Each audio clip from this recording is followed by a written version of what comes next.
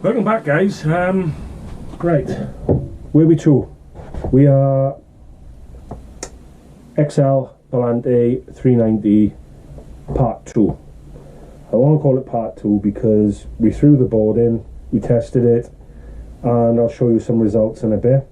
Also want to touch on railblaza. A couple of people asking me about railblaza stuff, and in return I want to ask about the borika or any other unbranded mounts that you use. Reason I asked is, although I'm trying to better the volante, I will be getting a vanguard shortly. I'll probably give him a ring and see what I can do. I was going to get a vanguard when I had the 390, but the delivery time was 3 to 4 months, and I couldn't be without a boat. So as a stopgap, the 390 was the one. And I gotta be honest, what a boat. I love it. Even though I'm a bit picky with that floor, and I say I'm picky because probably 90% of the people who buy that boat or buy the A deck, and it's not just the volante, it is the Quicksilver, it's the Sunsport, even the iDress, all the A deck boats that are removable A deck, if you like. So since posting that video, I did have a lot of people, and they still chasing me up for the outcome of the board. So I'd just like to say the board went in, tested with 2 people, same as it was when I done the last review, and much better. I'm not saying you getting the ride of an alley deck, but you are getting a much better ride with that extra board. The bubble comes and goes straight away, whereas before the bubble stayed with me for 6 miles, and then just as I was getting to the point where I needed to slow down or I was coming into the bay, the bubble went and I started to pick up speed. But anyway, that's done now. The board went in, I tested it, I got some footage so you can see that. Sorry. And it worked. So if you have got any of them 360s, the 3.5s, the 3.7 iDress, any of them ones that people have questioned me on, get in there. It takes 2 minutes to put it in, try it. If it don't work for you, you can take it back out. You end losing nothing. If anything, you'll be bettering your ride. So it's nothing to lose. But what you got to remember is it is an A deck, and I bought the A deck because at the time I had a car, folded down, it was lightweight, and it worked for me. Now I'm doing 30 mile, 20. Well, I done 40 odd mile a couple of weeks ago, over 25 last weekend. I'll probably be doing a lot more mileage. I want something a bit more economy that skips across the water a bit better, if I'm honest, and an hard platform. And now I got the trailer, it's a no-brainer really. So keep your eyes peeled. I might, not 100% yet, but might be getting a 395 Vanguard. So that's that. Right, now we're talking about the floor the other day. We've got the 3rd board in. Before we would get up on plane, but it's spray up the front, so it might get noisy, and I'll show you.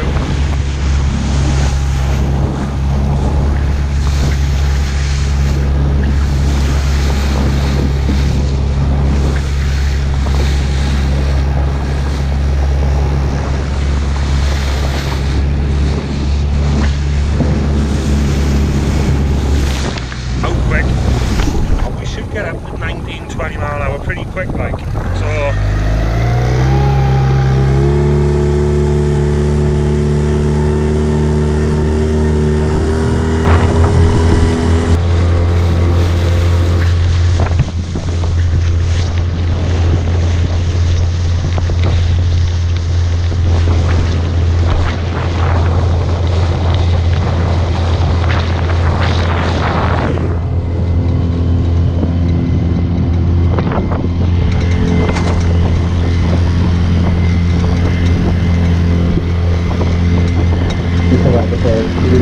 done dusted. Railblaza. Now, a couple of people asked me why have I gone for railblaza. On a kayak I was Scotty, my buddy had a kayak, railblaza, yeah, the Sid railblaza, and it worked. Everything worked for him. So I bought the railblaza 2 to go on my 390. The reason I'm asking, like, if I re-kit in the Vanguard out, do I go back with railblaza or do I try something else? So although I got it all year, if I sell the Vanguard, no, the Volante, chances are it'll be going as a package, so this will be going with it. But why I ask is that adapter mount, which when you're on the transom, man, if you like, you can turn that without taking it out, and it is the Borika or any of the unbranded rod holders or boat stuff able to do that, but be as versatile as well, so you can use it as a camera mount or a drinks holder or a tablet. You know, drop it in the comments if you used both of them. Let me know what you think is best, because I've only used railblaza. I'm not materialistic. I'd rather save money than waste it, to be honest with you. So yeah. Also rods. A couple people asking me what rods I use in the Bristol channel. To be honest with you, I use the 6 to 12 pound rods everywhere. Wherever I go, I take them. I use them. Unless I'm going specifically for the bigger fish, then I'll take something else. But I use the 6 to 12 leader, the 6 to 12 uglystik GX2, the first kayak was a kayak one.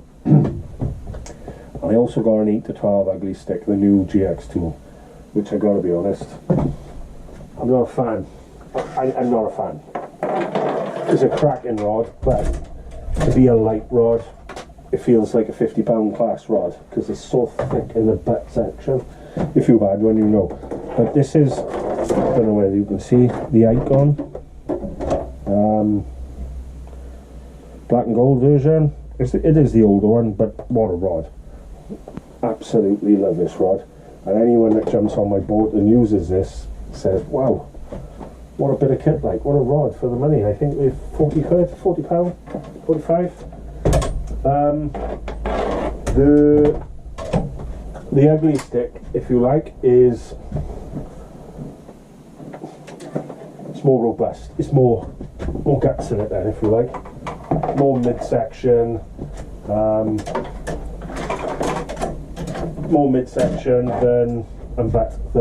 the Icon. But the Icon don't lock up.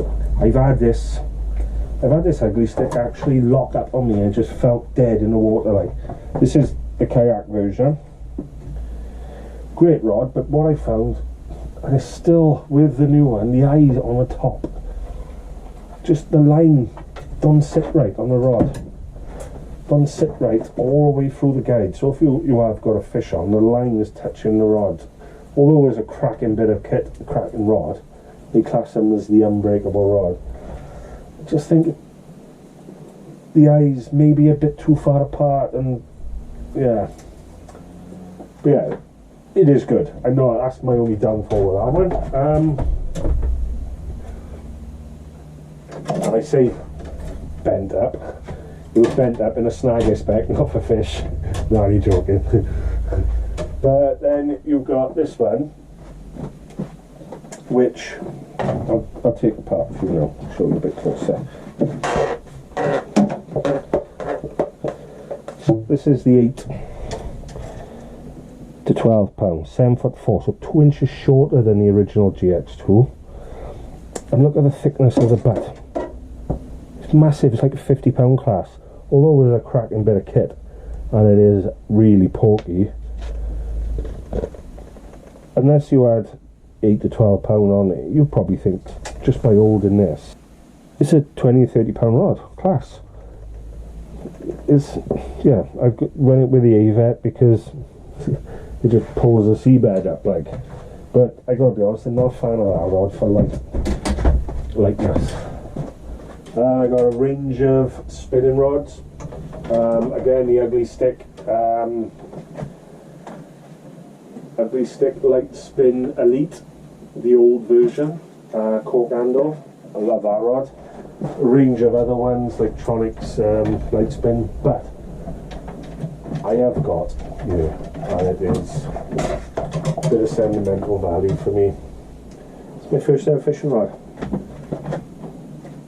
I had it for my 5th birthday 35 years ago.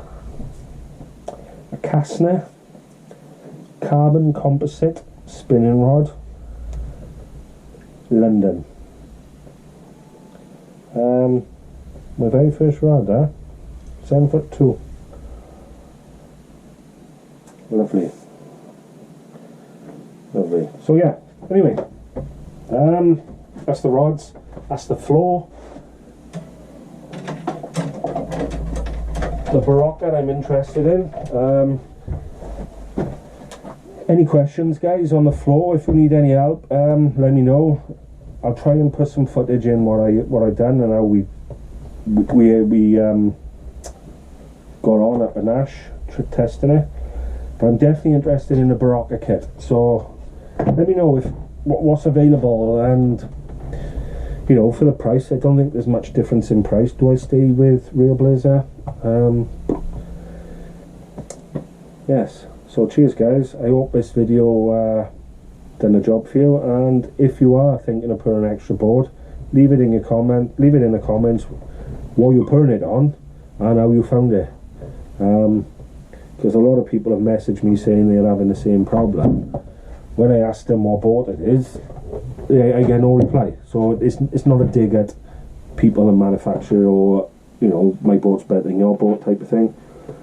You know, we're all here to help each other, so if you can help me make my ride better and I can help you make your ride better, then that's what it's all about. The channel's working. Because I can't catch fish. But yeah, stay tuned, guys. We'll hopefully have the Vanguard, and hopefully we'll have this rod. I'm hoping it's the Penn Regent 50-pound class 2-piece with a Penn 30 squall. Should have got the lever drag, to be honest with you, but that's all they had there at the time was the star drag. Hopefully I won't have to lock up on me in a couple of weeks' time. So stay tuned. We might have some good fish coming soon. So yeah, thank you, guys. I hope it helped, and leave your feedback in the comments. Cheers.